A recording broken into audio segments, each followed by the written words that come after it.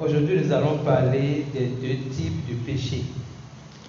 Mais avant, je veux qu'on retourne dans Genèse pour comprendre la révélation sur le péché et son origine. Avec la complicité de la technique, je voudrais qu'on lise Genèse 2, verset 9. L'Éternel Dieu fit pousser au sol des arbres de toute espèce, agréables à voir et bons à manger, et l'arbre de la vie au milieu du jardin, et l'arbre de la connaissance du bien et du mal. Deuxième verset qu'on va lire, c'est Genèse 2, versets 16 et 17. L'Éternel Dieu donnera cet ordre à l'homme. Tu pourras manger de tous les fruits du jardin, mais tu ne mangeras pas de l'arbre de la connaissance du bien et du mal, car le jour où tu en mangeras, tu mourras. Avant de commencer par entrer dans la profondeur de la révélation, on va donner des détails importants. Premier détail, Moïse est né en Exode 2. Ça veut dire qu'il n'était pas là pendant que Dieu créait le monde. Et cela implique donc qu'il a reçu l'inspiration par vision et il a exprimé. Et donc, quand Moïse parle de terre et de ciel, il ne parlait pas de cette terre ni de ce ciel. Mais il a utilisé cette terre et ce ciel pour révéler le salut qui est le message qu'il donnait. On va aller en profondeur tout à l'heure. Donc, Dieu a inspiré Moïse. Maintenant, pourquoi Dieu a inspiré Moïse? Et c'est sur le verset qu'on va lire tout à l'heure, 2 Timothée 3, versets 15 et 16. Le but de l'inspiration donnée par Dieu, c'est que Moïse et tous ceux qui ont écrit dans la Bible communiquent le salut, le plan du salut en Jésus-Christ. On va voir dans 2 Timothée 3, versets 15 et 16. Dès ton enfance, tu connais les saintes écritures, les saintes lettres, qui peuvent te rendre sage à salut par la foi en Jésus-Christ. Donc le but des Écritures, c'est nous rendre sages à salut par la foi en Jésus-Christ. Le verset suivant, verset 16.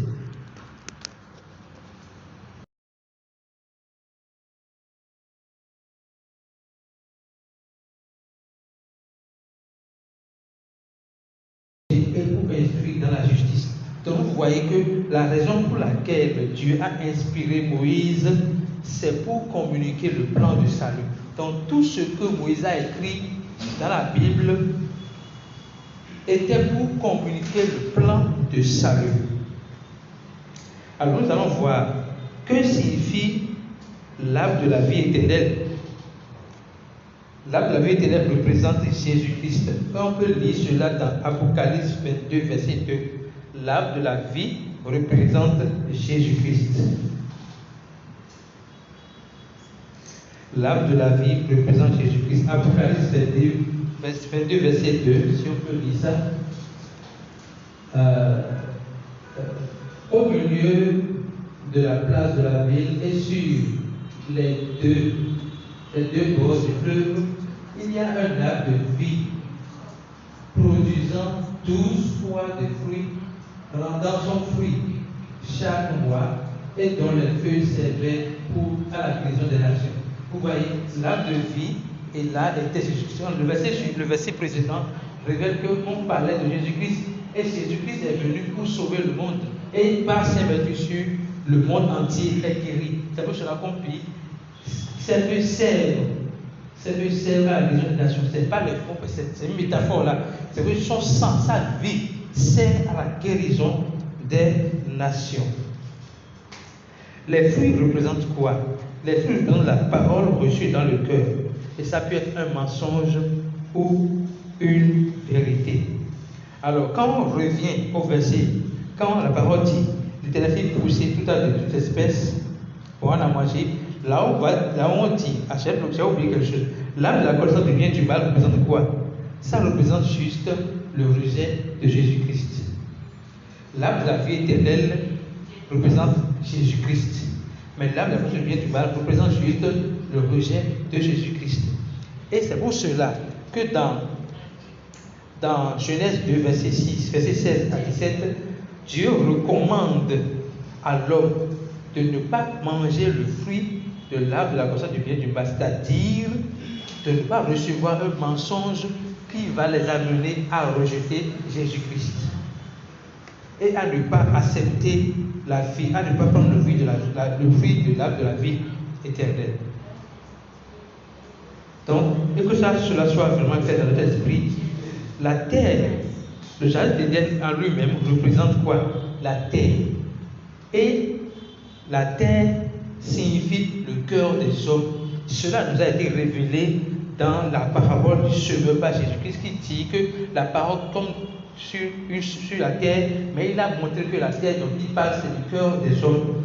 Donc pour comprendre Genèse 2, verset 9 et Genèse 16, verset 2, verset 16 et Genèse 17, il faut savoir clairement que l'arbre de la vie égale à Jésus-Christ, l'arbre de la connaissance du bien et du mal égale à rejet de Jésus-Christ, le fruit représente la vérité ou le mensonge qu'on reçoit dans son cœur. Le jardin d'Éden signifie la terre, qui signifie le cœur des hommes. C'est fondamental d'avoir cette clé-là. Quand cela est compris, nous allons voir maintenant l'origine et la quintessence du péché d'Adam. Le péché d'Adam est dans le fait de la désobéissance à l'instruction de Dieu. On peut lire cela dans Romains 5, verset 19. Romains 5, verset 19. Dans le fait, le péché d'Adam est la désobéissance à l'instruction de Dieu. Romains 5, verset 19 fait savoir que par la désobéissance d'un seul, car non, c'est pas ça. C'est 5. Oui, 5, verset 19.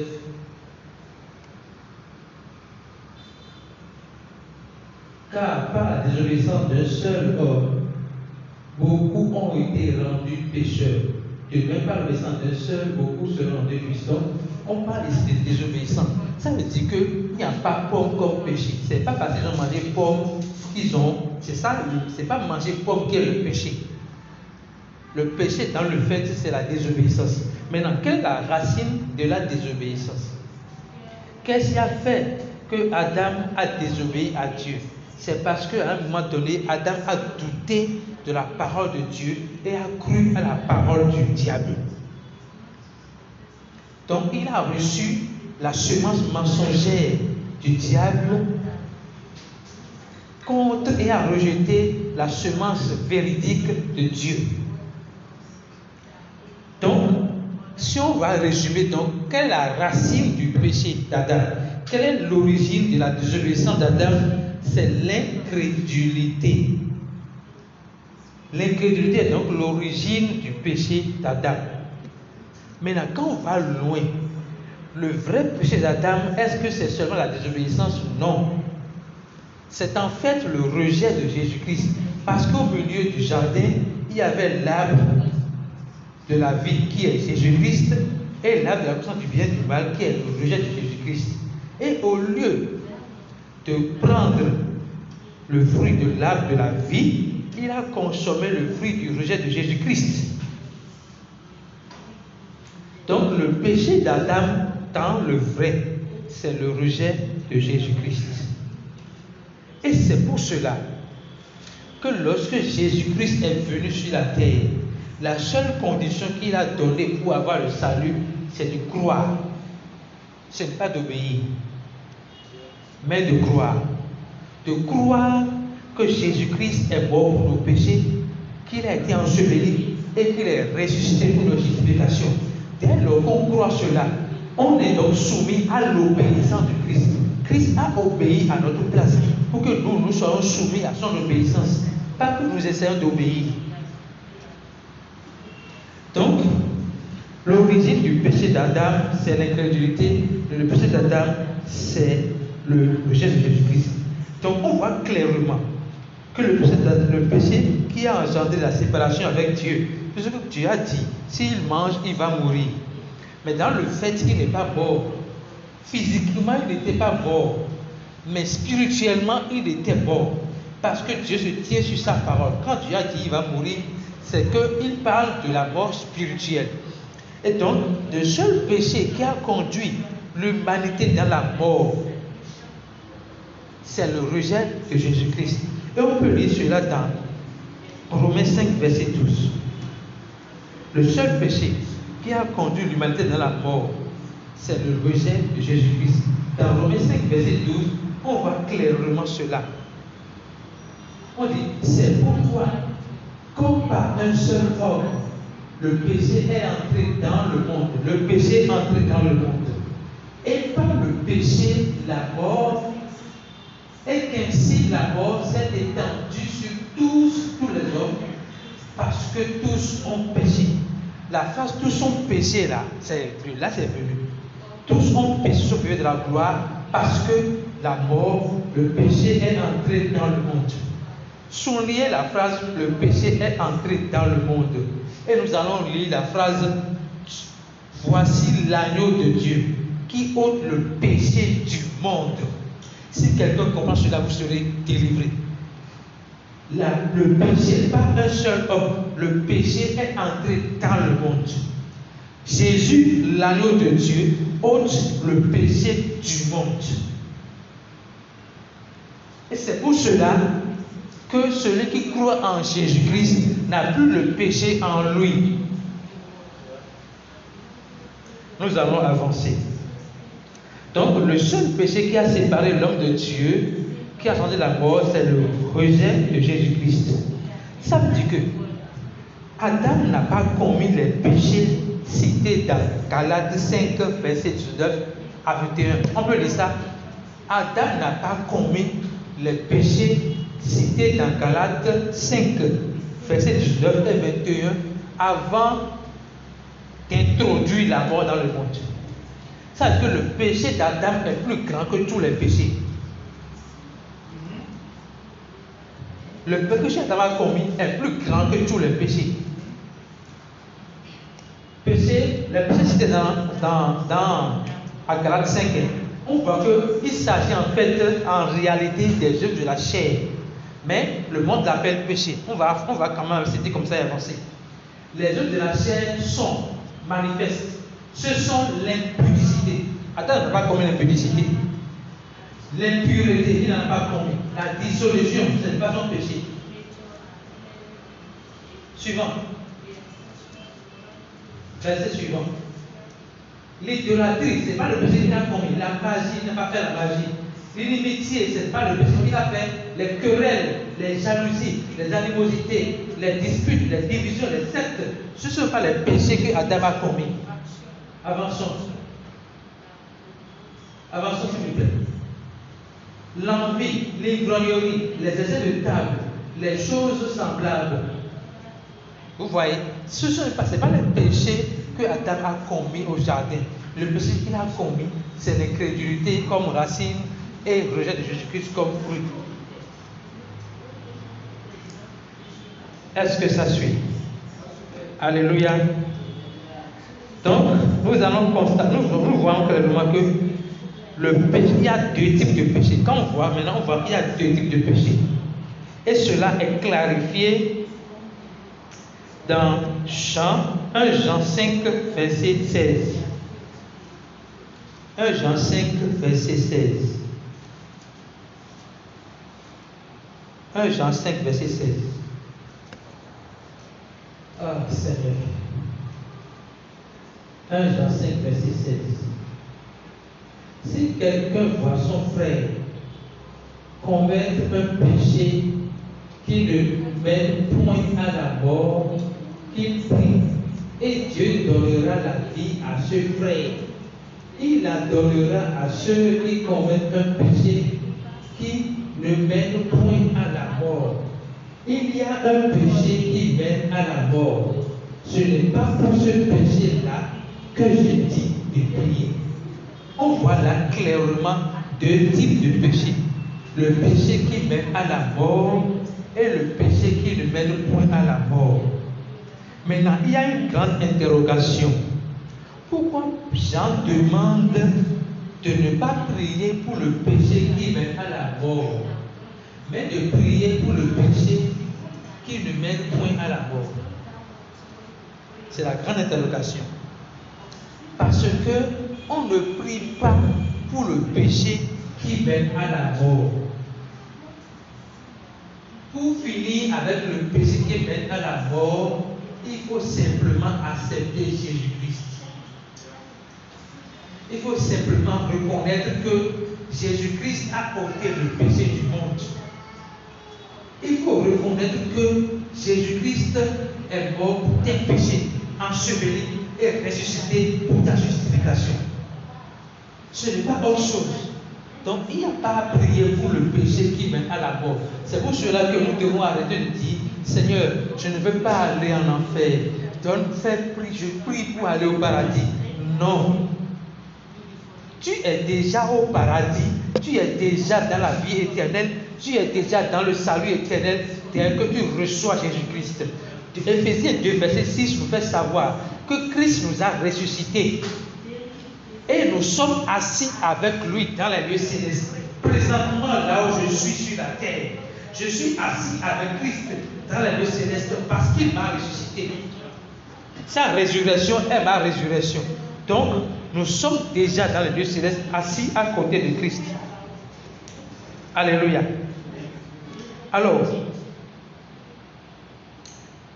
maintenant, il dit, prie pour le péché qui ne mène pas à la mort. Pourquoi il va te prier pour le péché qui mène? C'est pour deux raisons. Première raison, il n'y a aucune condamnation pour ceux qui sont en Christ.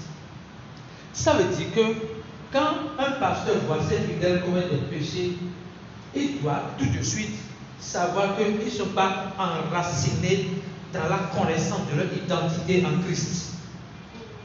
Donc son rôle, ce n'est pas de les juger, ce n'est pas de les condamner, mais d'intercéder pour eux, de prier pour eux, afin qu'ils puissent avoir la révélation de leur identité. Et c'est la plus grande prière de Paul. Paul prie pour qu'ils aient la révélation de l'amour de Dieu dans leur vie.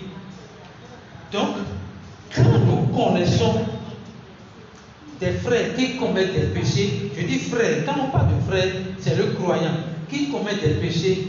Dieu, Jean nous demande ici, ne les jugez pas, priez pour eux. Ne les condamnez pas, priez pour eux. Et l'autre forme de prière, je disais deux choses. Donc on prie pour eux, donc c'est la non-condamnation, mais on prie pour eux.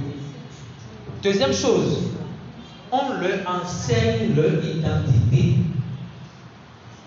Ce qui fera qu'un enfant va bien se comporter, c'est lorsqu'on lui montre son père, comment son père se comporte. Donc lorsqu'on va commencer par lui montrer comment Jésus se comporte, comment Jésus pense, comment Jésus réfléchit, comment Jésus parle, à force de lui montrer cela, il va ressembler à Jésus-Christ. La parole dit que tous ceux qui ont un visage découvert, c'est-à-dire un visage découvert veut dire dévoilé de la religion, un visage sur lequel la religion, le voile de la religion est ôté, tous ceux qui contemplent comme dans un miroir Christ sont transformés en la même image de gloire en gloire. Donc Dieu n'entend pas qu'on soit transformé du jour au lendemain, mais il sait qu'on sera transformé de gloire en gloire, c'est-à-dire petit à petit. Comment? À force de contempler Christ dans un miroir. Contempler Christ, c'est méditer sur sa vie, sur sa manière de parler, sa manière de penser, sa manière d'agir. Donc c'est pour cela que Jean recommande qu'on prie pour le péché qui ne mène pas à la mort. Quels sont les péchés qui ne mènent pas à la mort? Galates 5, versets 19 à 21. On va les relire. Voici les péchés qui ne mènent pas à la mort. Nous avons dit tout à l'heure que le seul péché, le plus grand péché qui mène à la mort, qui engendre la séparation avec Dieu, c'est le péché adamique, c'est le rejet de Jésus-Christ. Maintenant, pour celui qui est déjà en Christ, quels sont les péchés qui ne mènent pas à la mort? Les œuvres de la chair ne mènent pas à la mort. Parce que ce sont les œuvres de la chair dans un esprit renouvelé.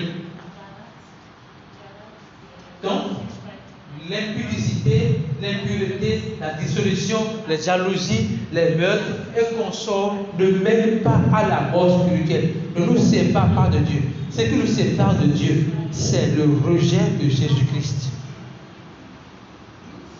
Maintenant, est-ce que ça veut dire que parce que l'impudicité ne mène pas à la mort, la fornication ne mène pas à la mort, le meurtre ne mène pas à la mort, est-ce que c'est une licence pour aller commettre ce péché-là? On va lire rapidement pour répondre à cette question 1 Jean 5, 18. 1 Jean 5, 18. J'espère que c'est bien le verset. 1 Jean 5, 18. 1 Jean 5, 18.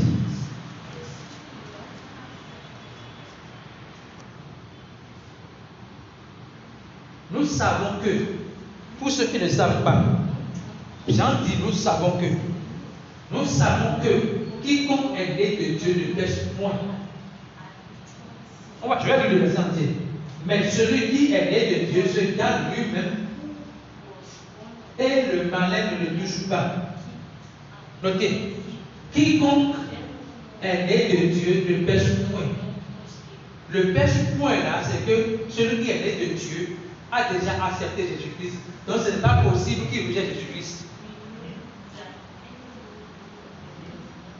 Celui qui est né de Dieu a déjà reçu Jésus-Christ en lui. Et ce n'est pas possible qu'il le rejette et que Jésus-Christ sorte de lui. Maintenant, pour qu'on ne dise pas que nous donnons licence au péché, Jean avertit. Celui qui est né de Dieu se garde lui-même.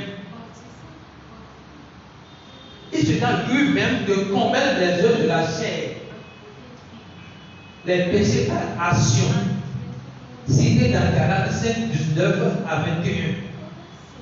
Pourquoi il doit se garder lui-même? Pour que le malin ne le touche pas.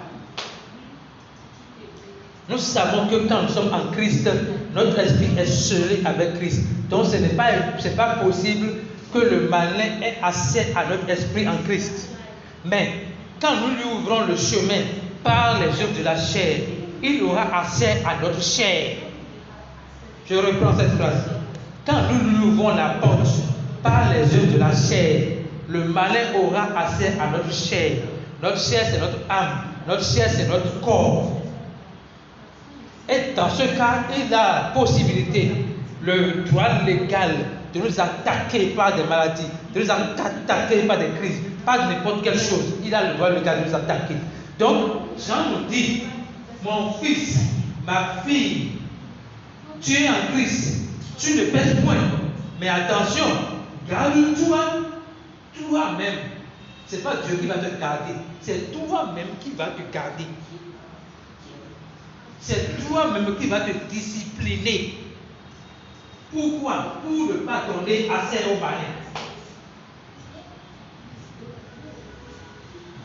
Jacques 4, verset 7 nous dit ceci. Si on peut le savoir, Jacques 4, verset 7 nous dit comment ne pas se garder soi-même là. C'est révélé dans Jacques 4, verset 7. Il dit soumettez-vous à Dieu, résistez au diable et il fuira loin de vous. Soumettez-vous à Dieu. Quand la parole dit soumettez-vous à Dieu, c'est soumettez-vous à ce que Christ a fait. Soumettez-vous à l'œuvre accomplie de Jésus-Christ. Mettez votre foi dans ce que Christ a fait. Et cela est égal à la résistance au diable. Je suppose que Adam a compris le secret de la soumission. Lorsque le diable viendra lui dire non, tu ne vas pas mourir, mais tu seras comme Dieu, il va lui dire je crois fermement à ce que Dieu m'a dit. Et je sais que toi, tu es un menteur. Et je dis que cela est égal à la résistance au diable. La soumission de Dieu est égale à la résistance du diable. Ce n'est pas des choses séparées. Maintenant, quelle est la conséquence de la soumission à Dieu? C'est que le diable fuira loin de toi. C'est exactement ce qui s'est passé avec Jésus-Christ. Le diable est venu.